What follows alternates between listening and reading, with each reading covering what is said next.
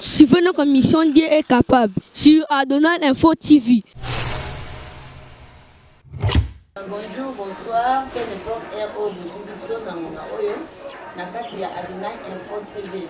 Nous allons s'abonner, s'abonner, finir la cloche, la notification pour aux autres émissions dans l'émission dans le moment où il est.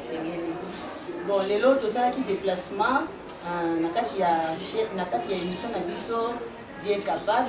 Et puis, nous avons comment on biso, autre bien à personne vivant avec handicap. Vous n'avez tourné comme on a banni pour la biso, oyo calamité pour découvrir non na bango, na yende to la personne vivant avec handicap face à la société. Ne to yeba na katia wa ndenge nini ba ndeko na biso bazwaka bango na société partout bakendaka to découvrir yango na kati ya tranche na biso oyo. Donc sans plus tarder, nous vous présenter l'invité la biso ya tongo ya lelo. Bonjour papa. Bonjour. Baliboso tozuyo na kati ya chaîne na biso Adonai Info TV. Est-ce que okoki ko pesa mona yo ya encouragement pour la chaîne na biso? En fait na chaîne na batnya so basa abonné na chaîne Adonai TV. Et bazala à chaque fois informé na chaîne pour Adonai. Ok, bon, qui c'est qu'on se présenter bande bazo na biso bayeba ozanani osalaka nini pour tozana masolo bilé to solo na yo lelo. Oui, en fait, je me nomme Ingénieur Mbumba, l'humour entre tous, c'est comme je l'ai de dire moi-même, chargé de la communication de l'IMF, Fondation Moussaou, qui est dirigée par la présidente Nathalie Moussaou. Également, coordonnateur, il y a un magazine sportif, les Apollo Sport, et puis journaliste au sein de JGS One Télévision, ainsi que Merki Télévision. Oh, donc vous êtes déjà journaliste. Voilà. Oh là là. Merci beaucoup, Bandeko. Pour continuer pour la s'abonner, vous êtes à la biso pour la première fois. S'abonner. Bon, Junior Mbumba, est-ce que pour ça biso, l'autre zone la personne vivant avec handicap face à la société? Est-ce que vous pouvez expliquer biso, donc tous la personne vivant avec handicap et belé, tous la avec tout quand on a biso nous soir. C'est pour toi découvrir les lots. Est-ce que la société va se rabiner? Toutefois, j'ai l'habitude de le dire que tout homme est plus handicap que quelqu'un d'autre. Donc, tout le monde est à Botama un handicap. Donc, tout le monde a un handicap. Sauf que nous, les personnes vivant avec handicap, voilà pourquoi on nous appelle les personnes vivant avec handicap. Nous avons un handicap physique, mais uniquement handicap dans l'homme sur le mental. Et toutefois, je me retire que biso ba personne vivant avec handicap physique, des fois nous avons des difficultés à pouvoir affronter des milieux professionnels, soit liés de services pour qui permettent de être autonome, donc se prendre en charge du biso. La difficulté oyo biso la personne vivant avec handicap to rencontre dans les milieux professionnels et ça juste que vraiment mais toutefois, voilà pourquoi la présidente de MF a télémis pour lutter contre la discrimination des personnes vivant avec handicap en République démocratique du Congo. Donc, toutefois, on a vite compris que biso la personne vivant avec handicap a la difficulté dans le milieu professionnel. Voilà pourquoi en tant qu'une personne vivant avec handicap, la présidente de MF, Maman Nathalie Moussaou, elle a directement estimé d'avoir porté l'aide aux personnes vivant avec handicap avec l'AMF qui a l'objectif de lutter contre la discrimination des personnes mais avant, on a eu ce na ba milliers de ba milliers de classe de études. Est-ce que bazora bino ndenge nini? Est-ce que ba kokomi okotisi mwana to pe ozana école moko bato bazaki donc les tolobakawana bazotambola bazana makolo me mwana bazana moi est-ce que za na facilité à kozwa bango na l'école to ndenge? Toutefois nakoloba ke na ba école ezalaka nango normal okomisi mwana na yo pe bandi kotanga normal. Le problème année que c'est quoi? Dès que personne vivant avec handicap a autant de valide, ceux qui sont valides, qui déranger, soit qui minimiser, ce qu'on a psychologie, se sentir que Azal sous un milieu. Voilà pourquoi, au lien qui a un handicap physique, a commis comme les sous handicapés au niveau mental. Or que le plus grand handicap, comme je venais de le dire tout à l'heure, c'est le niveau mental. Donc, ceux qui mutu oyo aza handicapé azotanga na babali du fait que valide va commis minimiser va commis les sous qu'on rendre handicap koleka na oyo azana ngo en tant que physique. Bon, c'est quoi encore un milieu de service donc est-ce que vous avez pas occasion de faire ni le journalisme est-ce que quand on reçoit formation dans Yohana est-ce que ça qui vraiment à l'aise qu'on soit formation c'est comme on parfois là va valider pour le bac est-ce que bazoka bino ndenge nini banégligaka bino soit ezalaki ndenge bon toutefois on a encore le négligence peut-être ngai na mona ya moté parce que natangi na bato o ba négligent na été na vivre na bango normal ba trouvanga comme mutu normal au-delà de l'handicap je suis un homme et nazana ba droit ya vivre le comme mutu normal mais sauf qu'il y a d'autres personnes ba vivre ka ba maramboana. J'ai un ami qui est na chaîne numéro quelconque parce que lui aussi c'est un journaliste Azala qui traitait vraiment bien et puis il m'a dit que moi-même en tant qu'une personne vivant avec un handicap et continuer le mot donc il y a d'autres places où il y a des personnes vivant avec un handicap comme incapable comme un homme qui n'a pas quelque chose à donner au niveau de la société. Or que nous aussi les personnes vivant avec un handicap on a quelque chose à donner, on a aussi des potentialités. Vous savez l'homme devient riche par ses potentialités, non par l'intelligence. Or que nous les personnes vivant avec un handicap, on a des potentialités qu'on peut donner aussi dans la société Oyo et dans la. Donc c'est un peu ça. Juste que moi peut-être dans mon émotion, mais il y a aussi d'autres personnes vivant avec un handicap. Oyo ngana yebi va vivre en négligence, injustice dans le niveau de la société mususu vu qu'à personne vivant avec un handicap va considérer vraiment aider.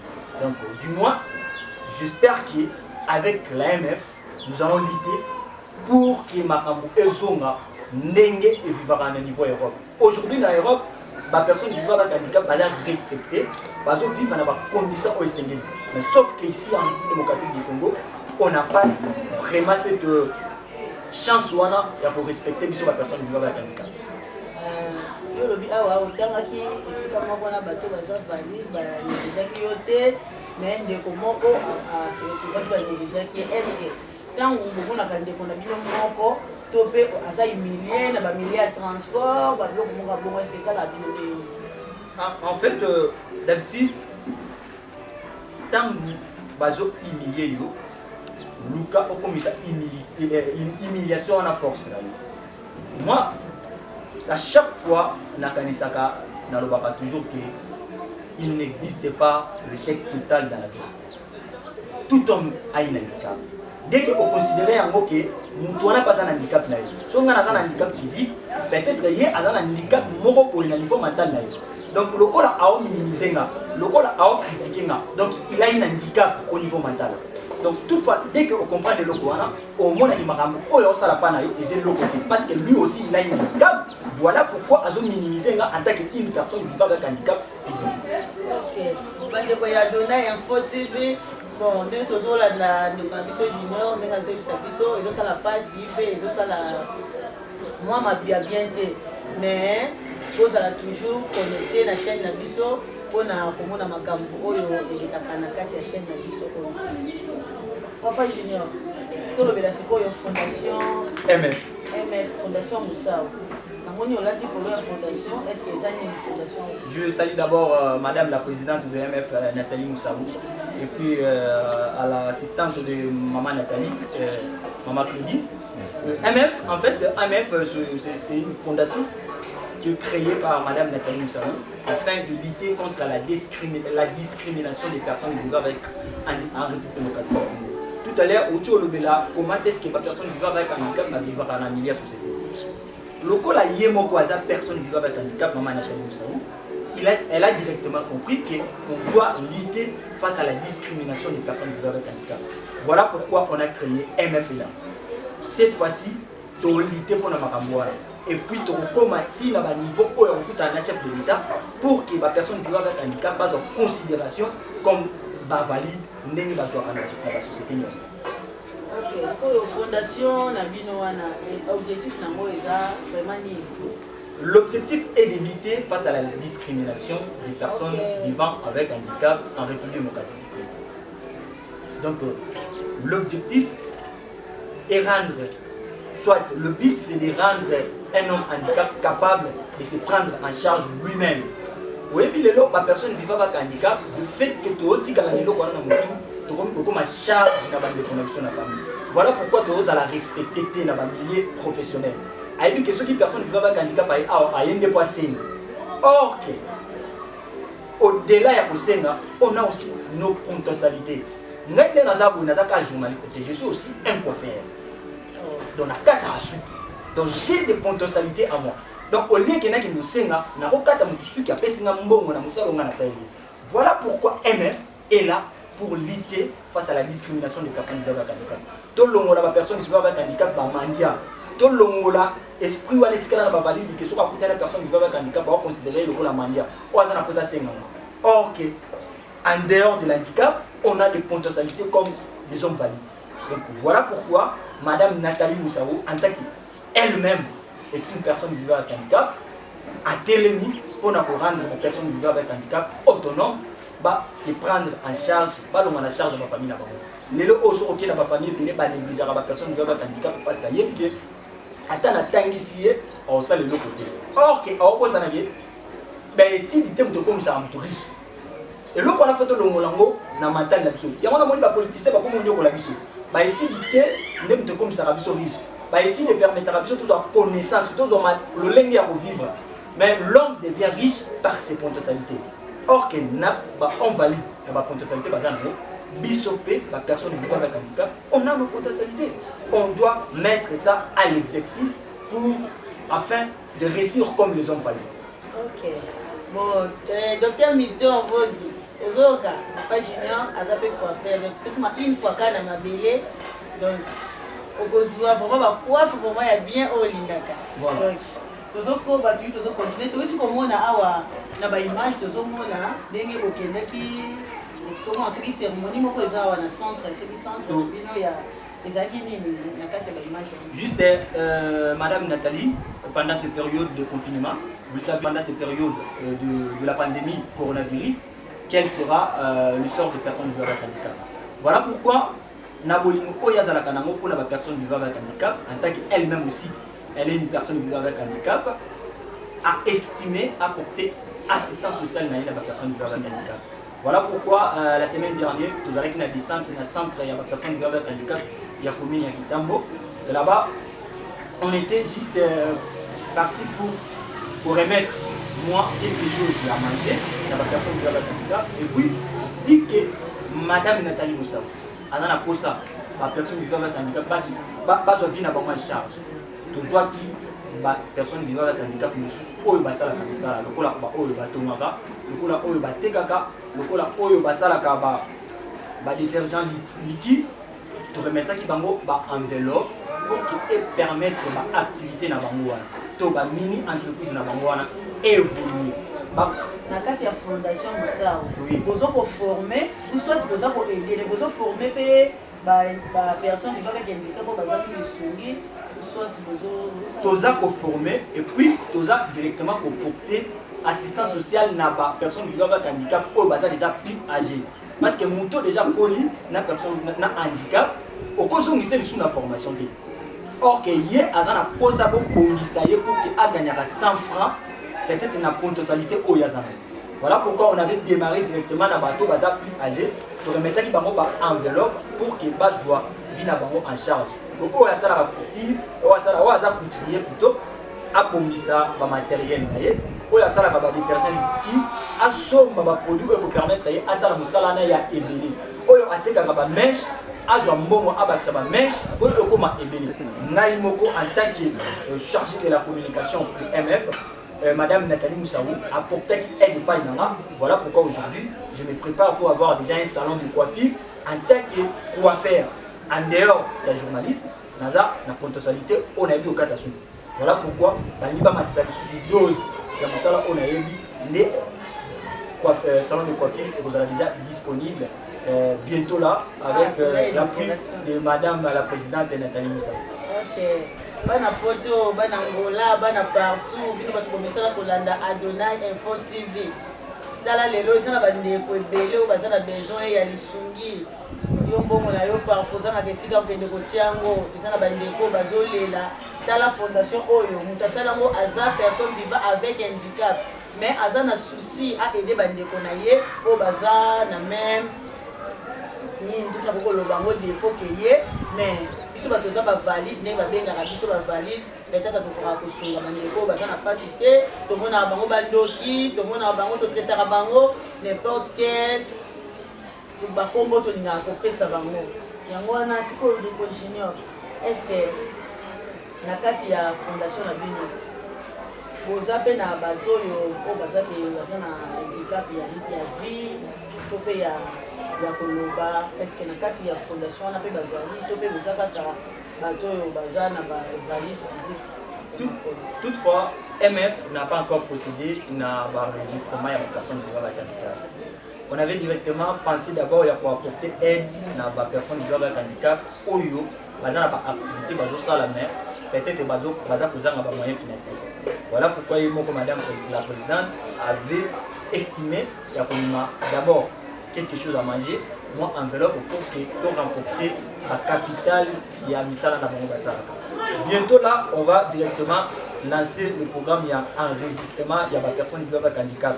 J'espère que la régie peut permettre de se faire déjà par la fiche, ou toujours ça déjà, pour procéder à l'enregistrement, il y a des personnes qui vivent avec handicap. Tout à l'heure, Olivier Laki Makambo est allé pour former. Donc pour former, Oyo va enregistrer dans MF. Bientôt là, tu vas lancer procédure tu vas enregistrer. Bana Oyo va négliger ma famille. Parce que moi, dans un cas pour les familles, Oyo va la personne qui va avec handicap, on a conseillé, il n'existe pas d'échec total dans la vie. Au-delà de l'handicap, l'homme handicap peut faire aussi mieux qu'un homme valide. Donc voilà pourquoi nous allons procéder bientôt là dans l'enregistrement et la personne qui va avec handicap. Wanande ce que tu rejoins, wanande ce que si cap formation et kubanda. Oyo, ils ont la possibilité à kotanga, étudier dans l'école à Kendo kotanga, ou ils ont la possibilité à couiller pour la musala moko, donc la coupe couture, la maçonnerie, la coiffure, la menuiserie, tout tindie kuna, juste kaka na makasi. Il y a madame la présidente, ou elle a bolingo, il y a personne qui vit avec handicap.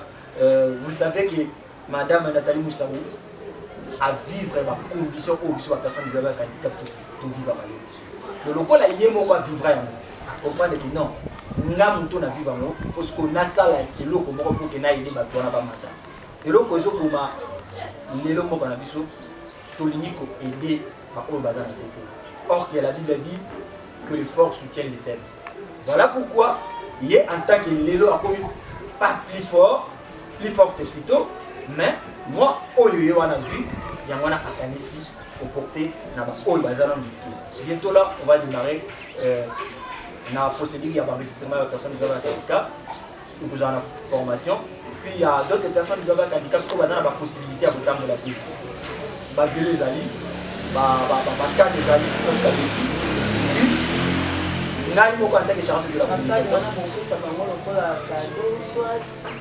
c'est gratuitement.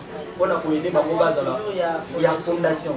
On a pour permettre de se déplacer. Si on a malipa, atinda michate, atinda caméraman, atinda maman à côté. Mais il y a beaucoup à le problème c'est ça. Le problème avec les personnes qui ont un handicap, Tony Kotik a faible. Pour n'a que nous soukolana na ozela mutu, asela na musala morobi. On a seulement un groupe voilà pourquoi on peut humilier biso. De toute façon, tu télémythologie que non, en dehors de l'handicap, je suis un homme comme un valide. Donc c'est ça la vie. Ok, c'est quoi maman Moussa, maman Nathalie Moussa, on a 4 fondations. Est-ce que vous allez na aide? Aide donc ya gouvernement soit est-ce que ba soutenir na kabino pour que le sala ba donyo sowana soit moza pe na moza adhérer quelque part pour ba la kabino mozibo aider ba kabino mozibo. En fait Micha Nzeza, c'est une bonne question. Lelo oyo madame Nathalie Moussabou on ça makambo nyonso na ba propre moyen na ye. des fois aza ko se priver na makambo belé juste pour aider ba personne vivant avec handicap. Oui, puis lelo oyo batepile bazo gaspiller ba mbongo na bango babwa ba yibanga baganga ya za nzambe ya bato mbongo mais aza ko kanisa te kiza na bato mususu oyo baza ko zela aide na ye. Au lieu que madame Nathalie Moussaou akende babwa kaye, au lieu que akende asala makambo moko songolo pakala, non. À comprendre que non, il faut aider bato baza na se ba mata. To longa na grand oya humiliation, to comme na niveau moko na ba personne valide. Voilà pourquoi lelo oyo to sala ki action oyo to sala ki na commune ya Kitambo ezalaki na makasi na yemo. To sala ki financer na mutu moko te. Mutu moko ta côté le mabiki ngande mutu na financer ki action wana azaki. Ezalaki na ba propre moyen na yemo ko ya madame la présidente de MF Nathalie Moussaou oyo abimisaki ba propre moyen na ye a privé bana na ye na ndako parce que la minute oyo na Europe bato baza confiné yo moko yeba bato bazo vivre na coronavirus et loko moko déjà pour fonctionner lokola ba activité. Donc tant que mutazui ikanisa ko se privé ya ko privé famille na ye biologique famille na ye na ba camarade na ye to na bana na ye na ndako ko privé bango maman va me pour aider la personne qui va handicap, du moins, il faut tout limailler, soit tout peut salir par reversement. Voilà pourquoi nous sommes à MF, nous avons pour Senga, Nabatu, Oyo Bazana, bonne volonté, va soutenir Madame Nathalie Moussaou. Elle a beaucoup de choses à faire aux personnes vivant avec handicap au niveau de la République. Ok, Maman Nathalie, bah merci Mingi, Maman Nathalie, en tout cas, continuez, pour ça, nous allons continuer toujours pour soutenir pour la œuvre Oyo, pour lancer pour la personne vivant avec handicap, Oyo, Bazangi, Bazangi. Junior Bumba, nous avons mis les sous na tuna. Oyo, tant que bana wana, to ba vieillard wana ba tomba malade, ata soutien médical moko centre moko boye Oyo, bosadera que soki mutu oyo akoyi malade soit tokoede a olobi bozo ede bato bazoluka misala bakolisa bango na misala bayekola misala bopesa bango babeki banini babiloko wana estce soki na problème ya santé place wana bosalaka ndenge nini estce centre ezali to mpe badebuyaka bango moko Misha na ucholoba awa ke toza na posa tolunga na personne va handicap na ba charge ba famille na oyebi lelo oyo soki mutu aza na eloko ne epese mo ata beli ana posa benga noko te pour ki azwa traitement. Le problème est que le gouvernement congolais a dit que les personnes qui ont un handicap lokola batu moko baza na capacité à ça lelo côté. OK, on a des choses à faire. Tout si comme moi on le baké tous en hôpital moko ko pesa ba personne qui ont un handicap et tout ça la personne qui a un handicap, il faut qu'elle à l'hôpital, à traitement, c'est ça la vie. Tout le monde a oui, puis ceux qui vont ça la bongo, pour rendre la personne qui a un handicap encore plus handicap au niveau du mental. Or, comme je venais de le dire tout à l'heure, le plus grand handicap de l'homme, c'est le niveau mental. Ceux qui vont ça la bongo, comme ça, ils ne sont pas handicapés, plus que autres physiquement. Parce que ceux qui ont la salle, est-ce que nous avons mon PDG junior Bena a foutu un bon traitement? Non, parce que en foutant, nous avons bon et puis ils ont permis de faire traitement, il y a vie dans la ok, moi c'est prendre en charge Bino Moko. Donc, comme vous chiter vers fin de l'émission de l'ISO, vous avez donné Info TV, vous s'abonner, vous partager.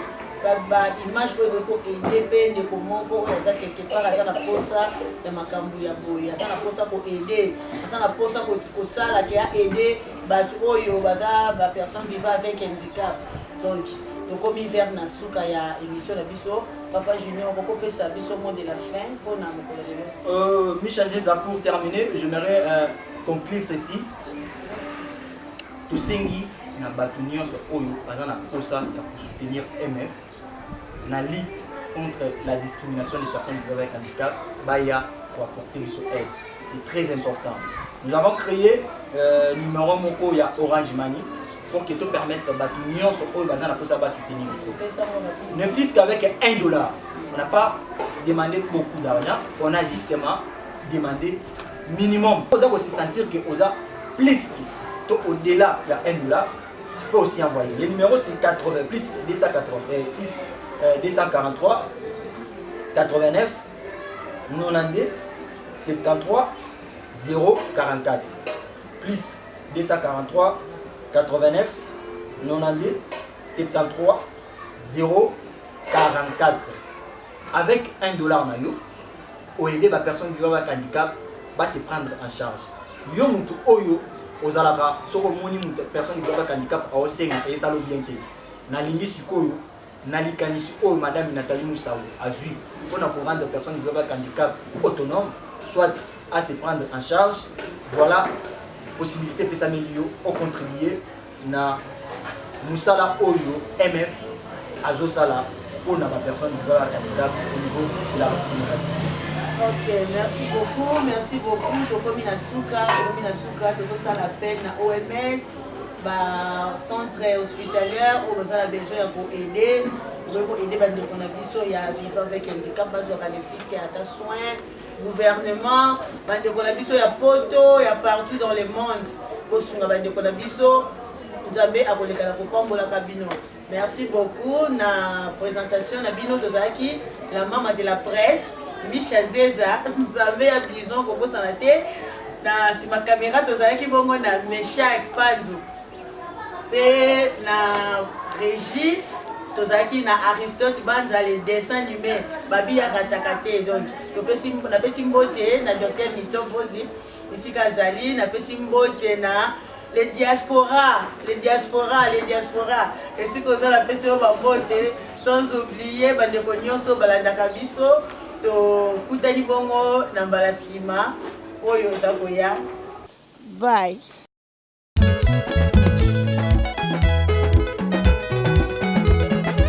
Adonai fo ayena makambo asike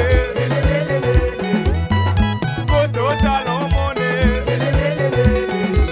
allez liker, s'abonner, partager, kassomonat, liker, s'abonner, partager. Adonai